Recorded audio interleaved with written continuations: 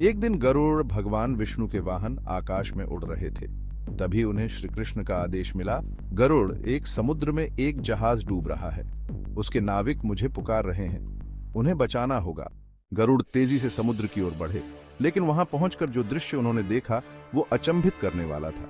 समंदर बिल्कुल शांत था, एक भी लहर नहीं।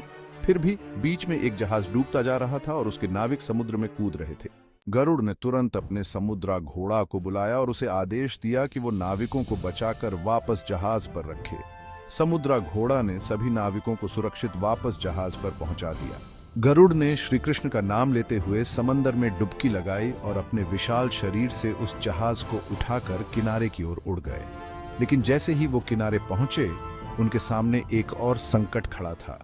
गरुड़ के सामने एक विशाल सुनामी खड़ी थी, जो पूरे देश को बहाकर ले जाने वाली थी। लोग डर के मारे इधर उधर भाग रहे थे और भगवान को पुकार रहे थे। गरुड़ को उन लोगों को देखकर बहुत दुख हुआ। उन्होंने समुद्र देव से प्रार्थना की कि वे इस सुनामी को रोक दें। समुद्र देव ने कहा, अगर तुम मेरी लहरों को तोड़ सको तो मैं तुम्हें नहीं रोकूंगा।